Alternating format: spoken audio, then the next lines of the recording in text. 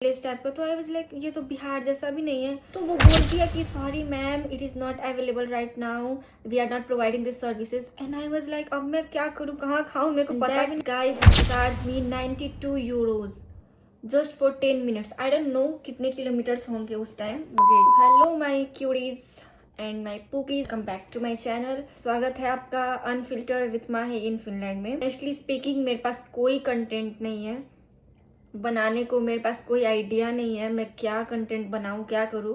That's why I thought कि चलो अपना एक्सपीरियंस ही शेयर कर देती हूँ। Because being a single student in the country like Finland, और जहाँ भी, not only Finland, UK, US, Canada, जहाँ भी बहुत टफ है।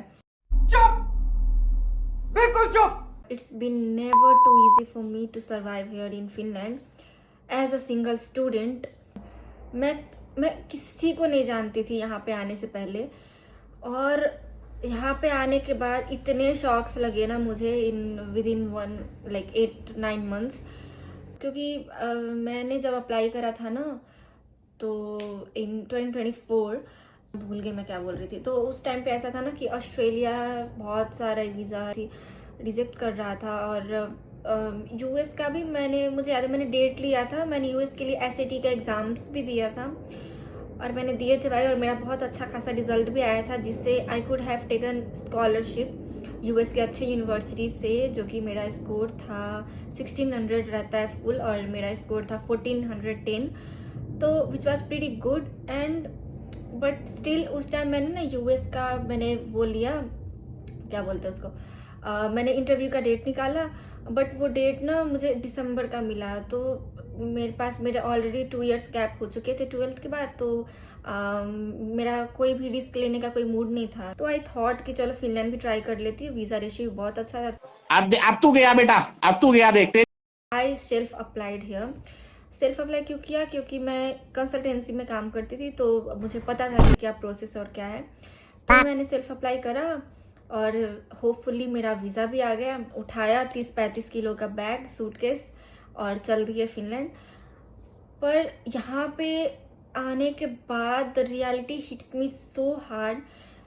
क्योंकि होता है ना कि मैं क्या सोच के आई थी फिनलैंड, क्योंकि देखो भाई, मुझे पता था कि यहाँ का रेसिडेंट परमिट लेते हैं ना, तो लाइक जितने भी शेंगन एरिया से हम लोग वहाँ पे ट्रैवल कर सकते हैं, जैसे कि कंट्रीज में, जैसे कि फ्रांस हो गया, फ्रांस, नीदरलैंड, और जर्मनी एंड बुल्गारिया, रोमानिया, और बड़े बड़े सिटीज घूम सकते हैं, एम्स्टर्डम, पेरिस, और ये अभी मजा आएगा ना भिड़ो।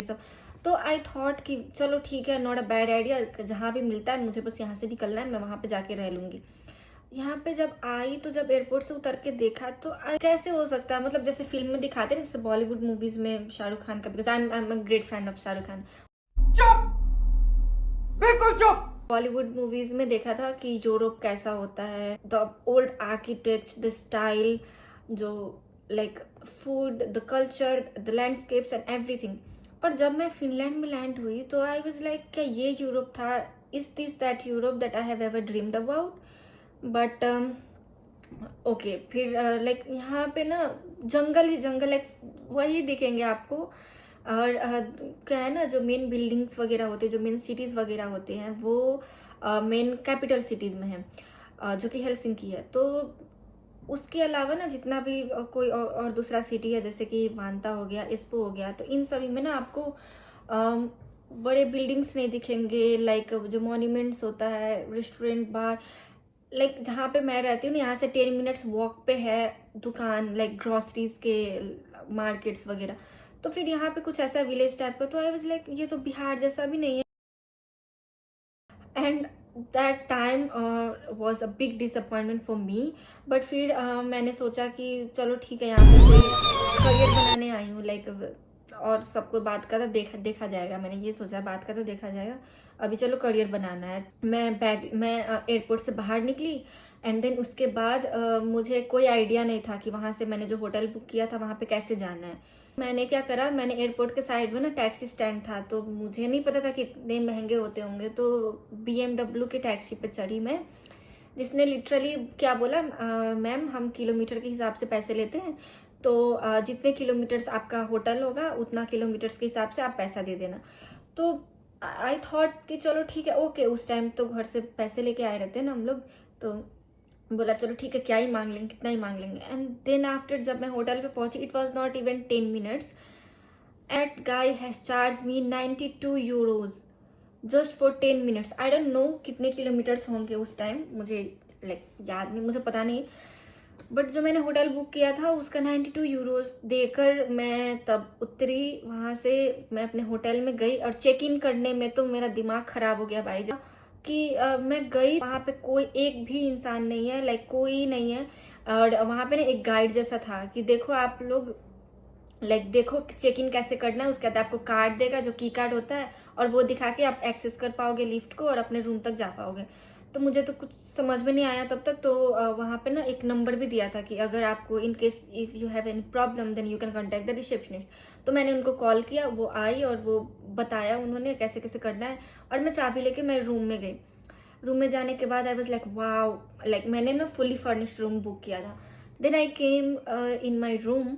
उसके बाद मेरे को बहुत भूख लगी क्योंकि एक खाना मेरे को पसंद नहीं आया, वो भी पता नहीं मेरे को, तो फिनेयर में ना वो होती है सॉसेस वगैरह दिए खाने के लिए, और उस टाइम में ना श्रावण चल रहा था तो मैं नॉनवेज वगैरह नहीं खा सकती थी। देन तो मेरे को भूख लगा था, तो मैंने रिसेप्शन में कॉल किया फिर से, और मैंने बोला कि देखो मैं लॉन्ग फ्लाइट से आई हूँ, मेरे को भूख लगी है, रेस्टोरेंट कहाँ पे है, क्योंकि यूजुअली क्या होता है होटल्स में होते खाने पीने का वो होटल वगैरह रेस्टोरेंट वगैरह। तो वो बोलती है कि sorry ma'am, it is not available right now, we are not providing this services. And I was अब मैं क्या करूँ, कहाँ खाऊँ, मेरे को पता भी नहीं है कुछ लिटरली, और मेरा मोबाइल ना बस 2% चार्ज था। तो मैंने कॉल किया, तो वो बोलती है कि ठीक, सीधे जाइए और राइट मुड़ जाइए, उसके बाद 10 मिनट में आपका वो एक रेस्टोरेंट मिल जाएगा, उसमें आप खा लेना। और मुझे मेरा लिटरली मोबाइल चार्ज नहीं है मेरे पास, वो ट्रैक करने के लिए मैप नहीं है, क्योंकि मैंने चार्जर लाना भूल गई। और मुझे नहीं पता था कि उधर का चार्जर यहाँ पे काम नहीं करता, यूनिवर्सल एडेप्टर चाहिए होता है उसके लिए। मैं लिटरली घर से जो मम्मी ने पैक किया था ना चाउमीन वगैरह, तो मैं बिस्किट और चाउमीन खाकर मैं रही हूँ, और वो भी 2 दिन वो होटल में। और होटल में ना क्या था, गैस वगैरह भी था, स्टोव वगैरह था, यहाँ पे तो इलेक्ट्रिक होता है ना, तो मुझे वो यूज़ करने नहीं आया था ऑनेस्टली स्पीकिंग शुरू में। तो मैं क्या करी, जो पानी गर्म करने का जार होता है ना, मैंने उसमें चाउमीन बनाकर खाया, पानी में बॉईल करके और मसाला वगैरह डाल के। And then after 2 days I contact with one of my sister, जो दीदी, जो जिसको मैंने फेसबुक के थ्रू मिली थी। तो मैंने बोला कि दीदी प्लीज़ 10 बजे तक आ जाना, मेरी चेकआउट 11 बजे, और मेरा फ़ोन चार्ज नहीं होगा, प्लीज़ प्लीज़ प्लीज़। मैंने लोकेशन वगैरह सारा भेज दिया और बोला दीदी प्लीज़ आ जाना। और मैं 9 बजे से नीचे वेट करे जा रही हूँ, पर आ गई, but thank God to her event. तो फिर दीदी ने बोला चलो ठीक है चेकआउट करते हो जाते, तो उन्होंने मुझे समझाया HSL के बारे में और सब कुछ। तो मैंने बैग वगैरह लिया और फिर चल दिया जहाँ पे दीदी का रूम था। तो my first terrible and horrible experience in Finland, जो कि मुझे नहीं पता था अगर दीदी नहीं आती तो मैं कैसे रहती, कैसे सर्वाइव करती, कहाँ जाती। I might have extended my contract hotel का, मैं रह सकती थी, बट पैसे बहुत खर्च हो जाते भाई। तो फिर यही है कि शुरुआत में आने से पहले ना आप अच्छे से डिटेल में आप रिसर्च कर लीजिए कि आप कहाँ पे आ रहे हो, किस जगह पे आ रहे हो, the apps which might be useful for you. Please do like, share and subscribe my channel.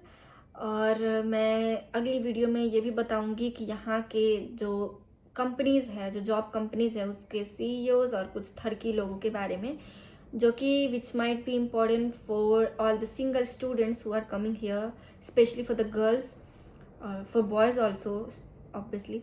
तो प्लीज़ लाइक, शेयर और सब्सक्राइब कर दीजिएगा, और thank you so much for watching my video. Bye bye.